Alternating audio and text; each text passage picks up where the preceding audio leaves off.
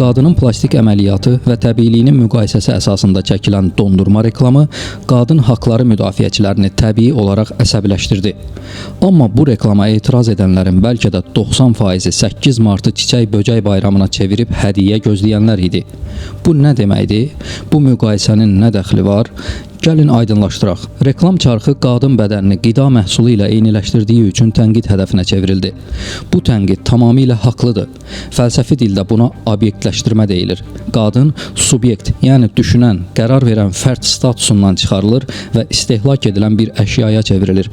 Lakin buradakı əsl paradoks başqadır. Reklama etiraz edən kütlənin böyük hissəsi gündəlik həyatda məhz bu obyektləşdirməni bəsləyən başqa bir sistemin tərəfdarıdır.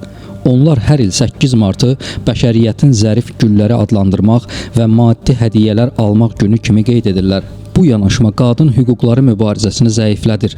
Qadını qorunmalı, əzizlənməli, bəzəkli bir çiçək kimi görmək də elə onun obyektləşdirilməsidir. Hədiyyə gözləntisi fərdi azadlığı ticarət münasibətlərinə qurban verir.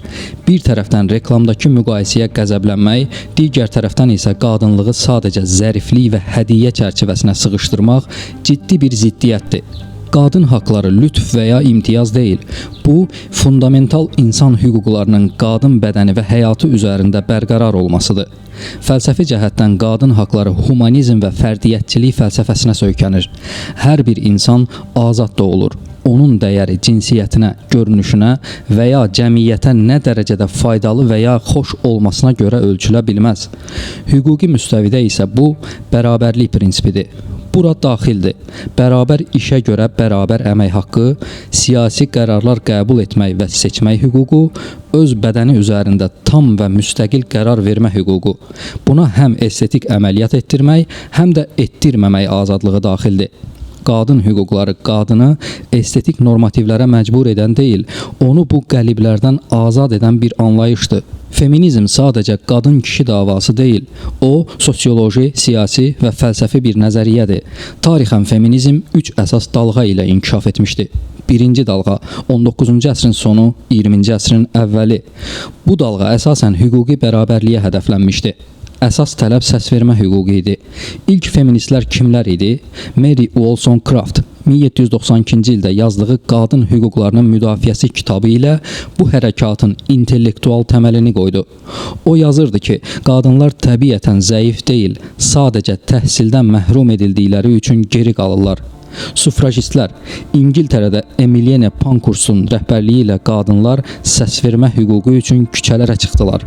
Həbs olundular. Aclıq aksiyaları keçirdilər. Bu dalğa mədəniyyət, ailə, cinsəllik və iş həyatındakı bərabərsizliyə qarşı idi. Şüar belə idi: şəxsi olan siyasidir. Yəni ev daxilindəki zorakılıq, mətbəx işləri və uşaq baxımı sadəcə ailə problemi deyil, sistemli bir siyasətdir. Simone de Beauvoir, onun ikinci cins əsərindəki məşhur fikri bu dövrün əsas tezisidir. Qadın doğulmursan, qadın olursan. Cəmiyyət bioloji cinsiyyətə sosial rollar yükləyir. Bu dalğa qadınların fərqliliklərini qəbul etdi. Hər qadının təcrübəsi eyni deyil. İrq, sinif, coğrafiya qadınların problemlərini fərqliləşdirir. Bugün 8 martı şokolad, kosmetika və gül bayramı kimi qeyd edənlər bu günün arxasındakı qanlı və ağır mübarizəni unudurlar. 8 mart 1857-ci il New Yorkda toxuculuq sənayesində çalışan minlərlə qadın daha yaxşı iş şəraiti, 16 saatlıq iş gününün 10 saata endirilməsi və bərabər maaş tələbi ilə tətilə çıxdı. Polisin işçilərə hücumu və fabrikdə çıxan yanğın nəticəsində 120-dən çox qadın işçi yanaraq həlak oldu. 1910-cu il Alman sosialist fəal Clara Zetkin bu faciənin xatirəsinə 8 martın hər il Beynəlxalq İşçi Qadınlar Günü kimi qeyd olunmasını təklif etdi. Təklif yekdilliklə qəbul olundu. 8 mart əslində bir bayram deyil, mübarizə və cəsur qadınların öz hüquqlarının müdafiəsi üçün öldükləri günün anım günüdür. O gün qadınların iqtisadi və sosial hüquqlarını tələb etmək üçün var. Lakin kapitalizm və istehlak cəmiyyəti bu günü özününküləşdirdi. Siyasi tələblər yerini kosmetik endirimlərə və gül buketlərinə verdi. Günün adındakı işçi sözü bilərəkdən silindi. Qadın hüquqları mübarizəsi zərərsizləşdirildi, estetik bir qablaşdırmaya büküldü və qadınlara geri satıldı. Göründüyü kimi, qadın haqları və feminizm bu gün hansısa blogerlərin emosional məişət müstəvisində kişilərə hücumu deyil. Bu gün Azərbaycan cəmiyyətində mənasız mentalitet, lazımsız və artıq dünyadan geri qalan ailə dəyərləri, yaşlıların və kişi idarəçiliyinin baskısı altında əziyyət çəkən minlərlə Azərbaycanlı qadın var. Bu qadınların böyük əksəriyyəti müxtəlif travmatik təcrübələrə sahibdir. Kimisi atasının, kimisi onu aldatmış sevgilisinin və ya uğursuz evliliyin qurbanıdır. Onların əksəriyyəti nə qadın hüquqları, nə feminizmin elmi tarixi anlamından ümumiyyətlə xəbərsizdir. Bu cür qadınları bir neçə ağıllı cümlə ilə emosional intriqalara çəkib, qadın haqlarını ən aşağı məişət səviyyəsinə çəkənləri hansısa kənddə imkansızlıqdan məktəbə gedə bilməyən qız uşağına dəstək kampaniyasında sırf qadın olduğu üçün namus məsələsində öldürülən qadınların uşaqlarına dəstək işlərində, qadınların maariflənməsi üçün onlara feminizm, qadın haqlarının tarixi haqqında və ya bu barədə hansısa kitabın müzakirəsi məclislərinin təşkil edilməsində görə bilməzsiniz. Halbuki qadın haqları bu qədər bəsit məişət məsələsi və kişilərə emosional hücum deyil.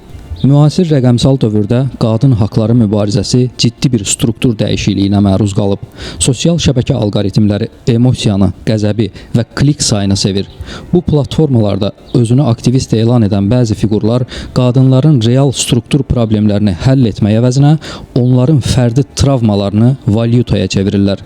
Fəlsəfədə buna travmanın kommersiyalaşdırılması deyilir. Atasından baskı görmüş, tərəfdaşı tərəfindən aldadılmış və ya uğursuz nikahın içində sıxışmış qadının qəzəbi təbiidir və hörmətə layiqdir. Lakin bu fərdi ağrı elmi və sistemli analizdən keçirilmədikdə sadəcə kişi düşmənçiliyi formasına salınır. Bu yanaşma problemi sistemdən, patriarxal strukturlardan, hüquqi boşluqlardan, iqtisadi asılılıqdan ayırır və fərdlərə qarşı emosional müharibəyə yönəldir. Bu, qadın hərəkatını intellektual səviyyədən məişət intriqası səviyyəsinə endirir. Real problemlər kölgədə qalır. Ekranda isə sadəcə səs-küylü polemikalar davam edir.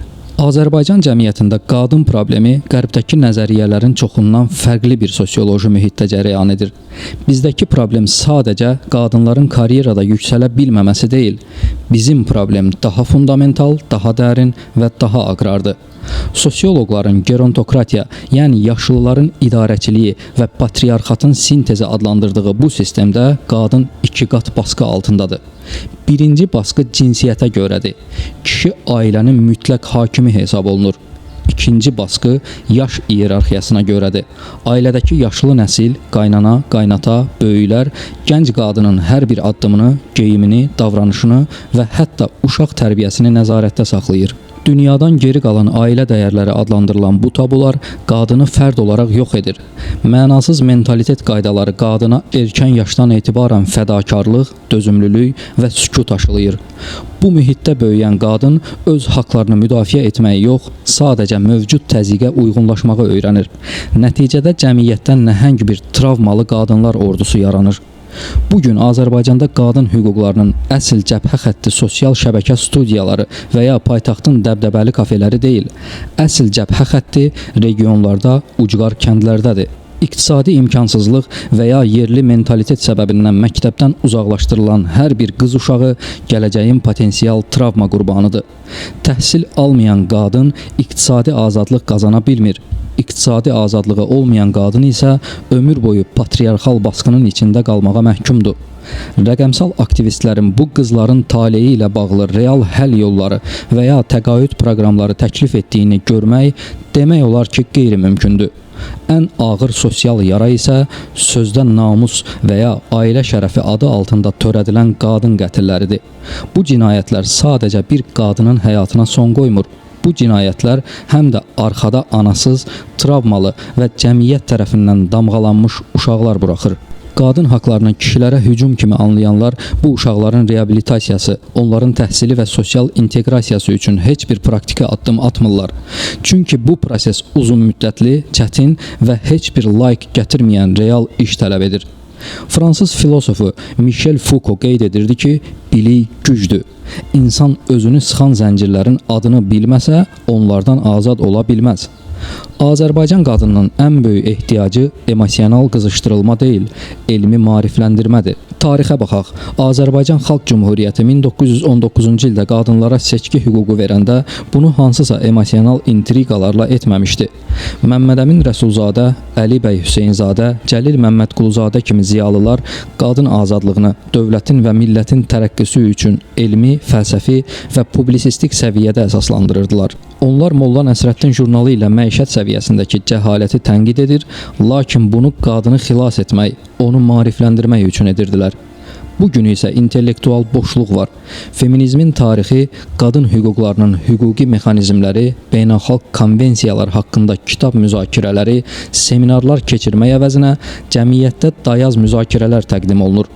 Kitab oxumaq, analiz etmək və savadlanmaq arxa plana keçib. Real maarifçilik yoxdursa, orada yalnız emosional manipulyasiya hökm sürəcək. Qadın haqları bəsit məişət məsələsi deyil, çünki o, dövlətin və cəmiyyətin bütün sahələri ilə bağlıdır. Qadın problemi hüquqi məsələdir. Alimentlərin ödənilməsi mexanizminin təkmilləşdirilməsi, məişət zorakılığına qarşı qanunların sərtləşdirilməsidir. İqtisadi məsələdir. Qadın sahibkarlığının dəstəklənməsi, iş yerlərində diskriminasiyanın aradan qaldırılmasıdır. Psixoloji məsələdir.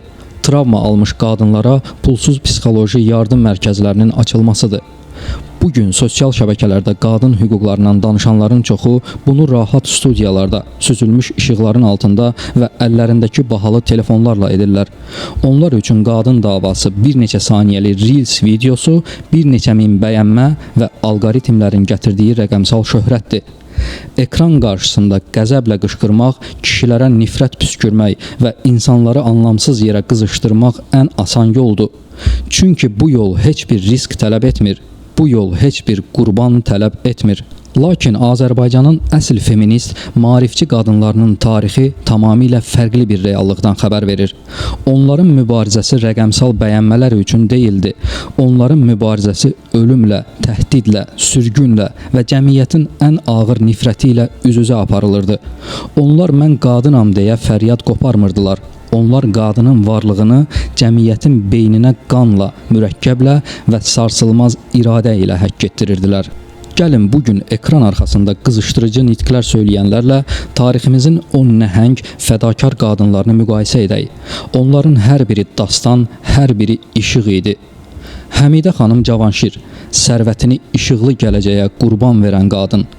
Bugün hansısa brendin reklamından pul qazanıb özünə lüks həyat quranlar Həmidə xanımı tanımalıdırlar.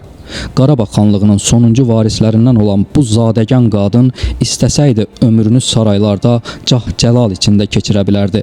Amma o başqa bir yol seçdi. Həmidə xanım Kəhrizli kəndində öz vəsaiti hesabına məktəb açdı. O bütün sərvətini bu yolda xərclədi. Qızların əlindən tutub onları o məktəbə gətirəndə cəmiyyətin daşqalaq təhdidləri ilə üzləşdi. Vəba epidemiyası zamanı həkim olmağına baxmayaraq iynə vurmağı öyrənib kənd-kənd gəzib insanları peyvənd etdi. Xəstə qadınları ölümdən qurtardı. Həmidə xanım sosial şəbəkədə bəyanat yaymırdı. O palçığa bataraq, təhdidlərin üstünə gedərək qadının və insanın taleyini dəyişirdi. Yeri gəlmişkən, kanalımızda Həmidə xanım Cavanşir haqqında daha geniş və ətraflı video var. Əgər maraqlı olarsa, həmin videoya mütləq baxmanızı tövsiyə edirəm. Şəfiqə Əfəndizadə, qələmi ilə dünyanı silkələyən ilk jurnalist. Qadının yazı yazmasının, öz fikrini bildirməsinin ən ağır günah sayıldığı bir dövrdə Şəfiqə Əfəndizadə əlinə qələm aldı. O, Şərqin ilk qadın jurnalistlərindən və publisistlərindən biri idi. Onun yazıları Şərqi Rus, Dəbistan və məktəb dərgilərində dərc olunurdu. Şəfiqə xanım qadınlara səslənirdi. Oxuyun, savadlanın, çünki savadsız ana millətin fəlakətidir. O təkcə yazmırdı, həm də gənc qızlara dərs deyirdi. Qarşısına çıxan din xadimlərinin, mühafizəkarların qəzəbinə qarşı tək bir silahı var idi. Sarsılmaz biliyi və dik duruşu. Səkinə Axundzadə, teatr səhnəsində inqilab edən fədakar.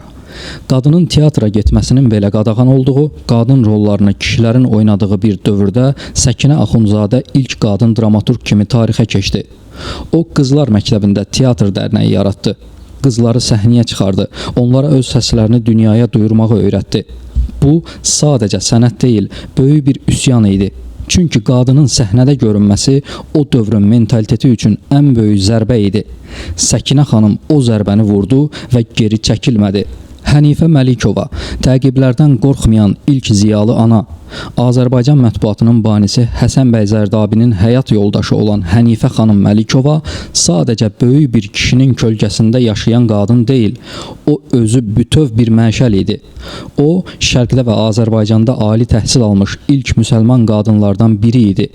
Zülmətə meydan oxuyan evdə yaşayırdı. Həsən bəy Zərdabi ilə birlikdə Əkinçi qəzetini çıxararkən cəmiyyətin təqiblərinə, təhdidlərinə məruz qaldı. Evlərinə atılan daşlar, pəncərələrindən boylanan nifrət dolu baxışlar onu yolundan döndərə bilmədi. Hənifə xanım qızların oxumasını günah sayan cəhalət mühitində öz evini məktəbə çevirdi. Qaranlıq otaqlarda, pərdələrin arxasında gənc qızlara gizlicə yazıb oxumağı, dünyanı dərk etməyi öyrətdi. Hacı Zeynalabdin Tağıyevin yaratdığı ilk Rus müsəlman qızlar məktəbinin müdiri oldu. O təkcə qızlara dərs keçmirdi, həm də onların qəddar atalarına, qardaşlarına qarşı sipər olurdu. Qızlarını məktəbdən zorla çıxarıb ərə vermək istəyən valideynlərlə tək başına mübarizə aparırdı. Hənifə xanım qadın bərabərliyini dondurma reklamları üzərindən linç kampaniyaları ilə deyil, cəhalətin gözünün içinə dik baxaraq hər gün bir gənc qızı qaranlıqdan çəkib çıxarmaqla müdafiə edirdi. Mədinə Qiyasbəyli, sürgünə və ölümə gedən yolun müəllimi. Əgər bugün Azərbaycan qadını azad şəkildə ana dilində təhsil alır və tədris edirsə, buna görə ən böyük borcumuzdan biri məhz Mədinə xanım Qiyaspəyliyədir. Mədinə xanım ilk qadın pedaqoqlardan, tərcüməçilərdən və maarifçilərdən biri idi. O, Qazaxın Ucqar kəndlərində müsəlman qızlar üçün ibtidai məktəblər açdı. At belində çətin dağ yolları ilə kənd-kənd gəzərək valideynləri qızlarını məktəbə qoymağa razı salırdı. Qapılardan qovulur, təhqir olunurdu. Amma inadından dönmürdü. O tərcümələri ilə Azərbaycan dilinin zənginliyini qoruyur, gənc nəslə milli kimliyi aşılayırdı. Bakıda qızlar seminariyasında dərs deyərkən yüzlərlə Azərbaycanlı qadın müəllimin yetişməsində müstəsna rol oynadı. Sovet rejiminin ən amansız dövründə 1930-cu illərin repressiyalarında Mədinə xanım repressiya qurbanlarının ailələrinə, sürgün olunmuş ziyalıların uşaqlarına gizlicə yardım etdiyi üçün sistemə qarşı çıxmaqda ittiham olundu. 1937-ci ildə həbs edildi və güllələndi. Mədinə xanımın qətlə yetirilməsi Azərbaycan maarifçilik tarixinə vurulan ən ağır zərbələrdən biri idi. Lakin onun yandırdığı işıq sinif otaqlarında yaşayan yüzlərlə qızın qəlbində əbədi qaldı. Bu müqayisə bizə çox mühüm bir fərqi göstərir. Maarifçilik dağıtmaq deyil, qurmaqdır. Bugün cəmiyyəti qızışdıran, qadınları kişilərə qarşı dolduran və emosional intriqalar yaradan rəqəmsal aktivistlər nifrət üzərində bir imperiya qurmağa çalışırlar. Onların nitqlərində çıxış yolu yoxdur. Onlar yalnız travmaları qabardır, yaraları qanadır. Lakin o yaraya sarğı qoymurlar. Onlar cəmiyyəti iki cəbhəyə bölürlər: zalım kişilər və məzlum qadınlar.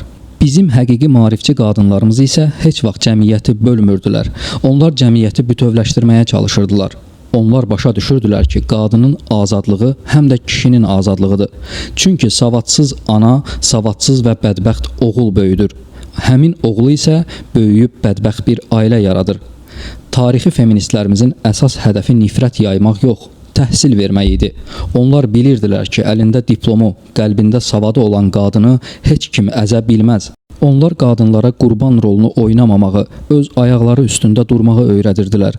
Onlar qışqırmırdılar, yazırdılar. Onlar nifrət etmirdilər, qururdular. İndi bu iki mənzərəni yan-yana qoyaq. Bir tərəfdə sosial şəbəkələrdə dondurma reklamındakı təbii süni müqayisəsinə etiraz edib və ya bütün kişilər eynidir tipli bəsit statuslarla minlərlə travmalı qadını öz arxasınca aparan, onların emosiyalarını istismar edən müasir blogerlər ordusu var. Bu ordunun nə bir Ucqar kənddəki məktəbli kasıb qıza dəstək olmaqdan, nə hüquqsuz qalan qadına hüquqi yardım etməkdən xəbəri var. Onların mübarizəsi yalnız ekranda başlayır və ekran sönəndə bitir. Digər tərəfdə isə Nigar Şıxlınskaya kimi müharibə meydanında yaralılara kömək edən, Leyla Məmmədbəyova kimi şərqdə göylərə ucalan ilk qadın pilot olan, Həmidə xanım kimi bütün var dövlətini kəndli uşaqlarının təhsilinə xərcləyən fədakar qadınlar var. Onlar heç vaxt özlərinə influencer demədilər. Onlar heç vaxt like toplamadılar. Amma onlar bugün bizim qürurla danışdığımız Azad Azərbaycan qadınının bünövrəsini qoydular. Həqiqi qadın hüquqları mübarizəsi rəqəmsal arenada kimisə linç etməklə deyil. Bu mübarizə tarixdən gələn o böyük maarifçilik işığını yenidən yandırmaq, qadınları emosional qızışdırmaqla yox, elmlə, hüquqla və sarsılmaz iradə ilə silahlandırmaqdır. Taleh Yüzbəyovun çəkildiyi dondurma reklamına qarşı qadınların etirazı tamamilə haqlı və yerində idi. İnsan bədənini, xüsusilə də qadın varlığını bir qida məhsulu ilə müqayisə etmək, estetik seçimlər üzərindən cəmiyyətə yeni bir təbii süni ayrımçılığı yaratmaq, sənət və marketinq adına uğursuz, etik baxımdan isə yanlış addım idi. Qadın obyekt deyil, o heç bir dondurmanın dadı, tərkibi və ya qatqısı ilə paralelləşdirilə bilməz. Lakin bu yanlışın üzərinə gedən hücumların forması, səviyyəsi və üslubu o qədər bəsit, o qədər aşağı səviyyəli idi ki, az qala bu reklamı çəkənlərin cəmiyyətin gözündə haqlı çıxaracaq bir həddə çatdı. Bu hadisə bizə çox acı bir reallığı yenidən xatırlatdı. Cəmiyyətimizdə elmi, savadı, təhsili və mədəniyyəti rəhbər tutaraq müzakirə aparmaq, arqumentə qarşı daha güclü bir arqument qoymaq qabiliyyəti fəlakətli dərəcədə aşağı düşüb. Əgər bir sənətçi və ya rejissor səhv edibsə, ona cavab verməyin yolu küçə ritorikası, söyüş, linç və nifrət dili deyil. Adekvat cavab necə olmalı idi?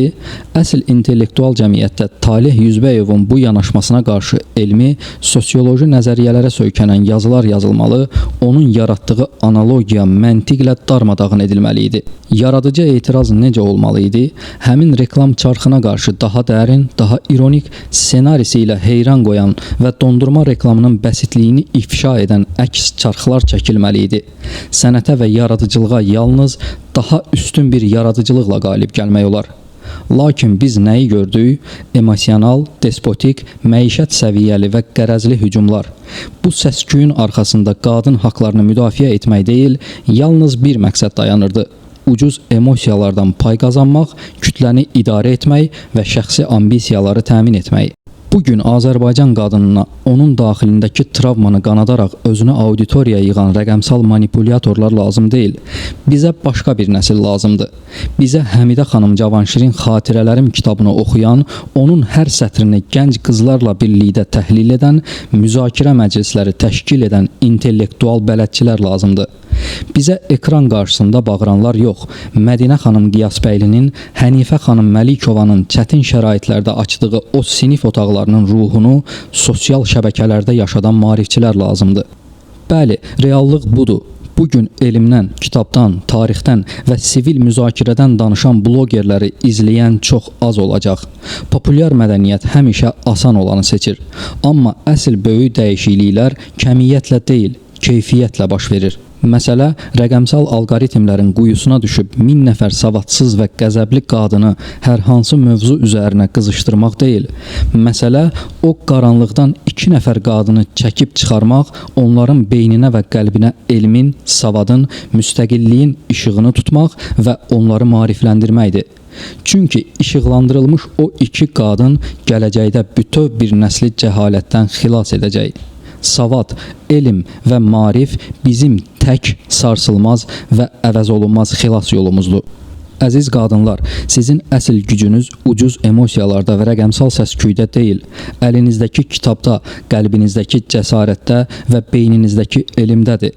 Hənifə xanımların, Mədinə xanımların canı bahasına yandırdığı o maarif məşəlini heç vaxt söndürməyin və öz həyatınız üzərində mütləq hakim olmaq üçün savadlanın. Unutmayın ki, sizi başqalarının manipulyasiyalarından və bəsit müqayisələrindən xilas edəcək yeganə sipər öz intellektual və iqtisadi müstəqilliyinizdir. Öz dəyərinizi kəşf edin, oxuyun, yaradın və heç bir sistemin sizi bir istehlak obyekti kimi mühakimə etməsinə icazə verməyin. Sona qədər izlədiyiniz üçün təşəkkürlər.